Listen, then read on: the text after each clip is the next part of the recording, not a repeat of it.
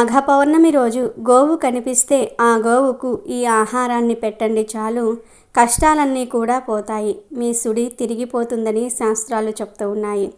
ఏమీ లేదు, ఈరోజు మీకు ఏ సమయంలో అయినా సరే గోవు కనిపిస్తే ఆ గోవుకు బియ్యంలో బెల్లం పొడిని కలిపి పెట్టండి. అంటే బియ్యాన్ని ముందే నానబెట్టి ఉంచుకోండి.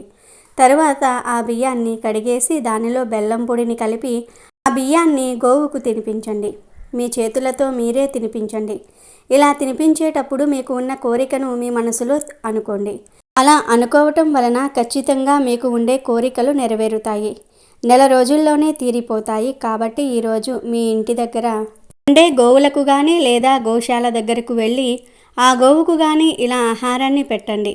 ఇలా పెట్టడం వలన సమస్యలు, బాధలు, కష్టాలన్నీ కూడా పోతాయి. మీ సుడి తిరిగిపోతుంది. జన్మల పాపాలు పోయి కోటి జన్మల పుణ్యం వస్తుంది.